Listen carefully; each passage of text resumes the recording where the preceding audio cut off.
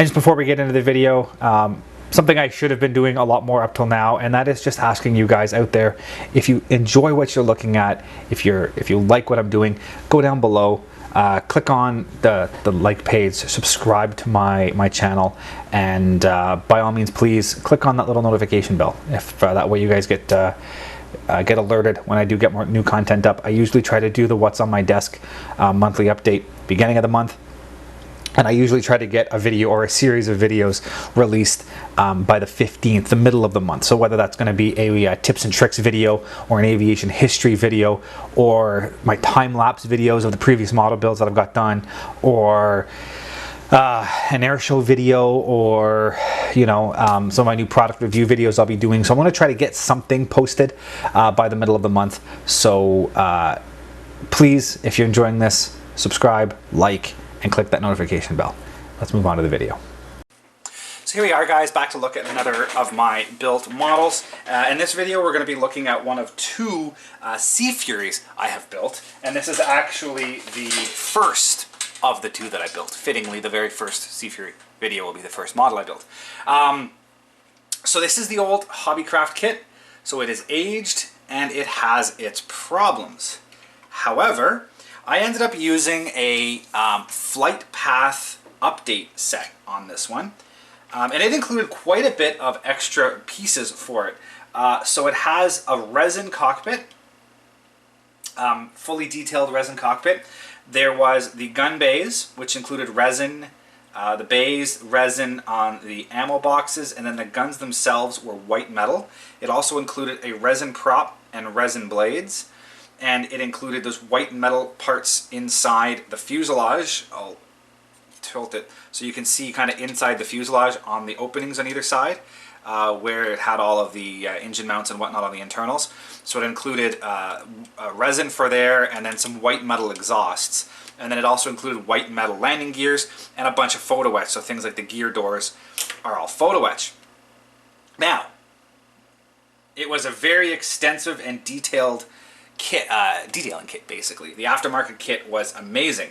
The issue was it was extremely heavy. All of the resin and white metal in here, the resin spinner and prop, the wings. Actually, there's also the resin wing fold. I used one of the wing folds just to obviously fold one wing. But there was a lot of weight. It is a very, very, very heavy model, especially with all of that weight up front in the kit. And the white metal landing gears I used, which were extremely detailed, ended up just slowly bending, and I think the wheels ended up bending inwards and the gear started bending forwards. So the plane just started squatting on its landing gear, and you had to keep bending them back. But of course, if you keep working metal, it gets brittle and it snapped. So I lost both landing gears. So I ended up having to go back to the plastic gears, which are not the strongest, and you can really see there's a lot of movement in that model when it's sitting on its gear. It's very bouncy, very springy, because it's just so heavy. So hopefully they don't break anymore.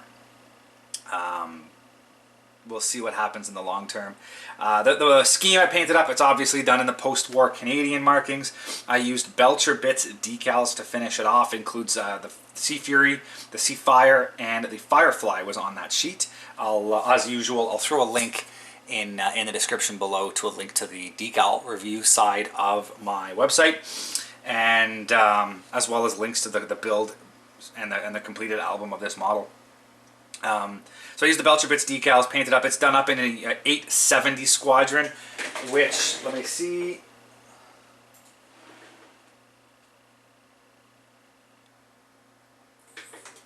Doesn't tell me. I'm assuming it flew off of one of the aircraft carriers, probably the Magnificent, but I don't have the exact details. But it was 870 Squadron from 1952. So it's done up in the light gray over dark, or dark gray over light gray scheme. It's got the blue on the spinner, and it turned out looking great.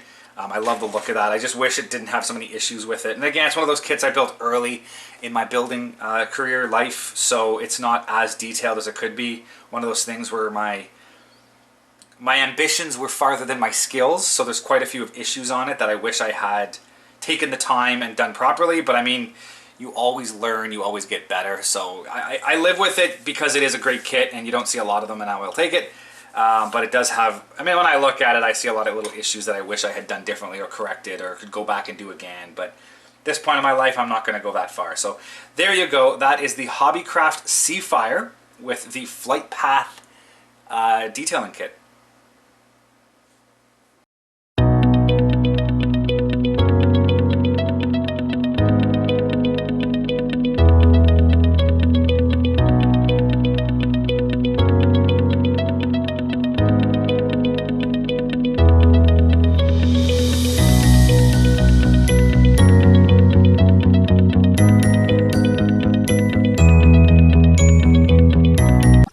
Thank you for watching, guys, and as always, if you are interested in any of the content you see, you can access my website at www.seans-aviation.com.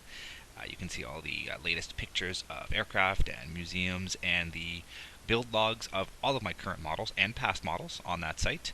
And if you're interested in any of this content, please click the subscribe button here on YouTube to follow more. Thank you very much, and see you guys next time.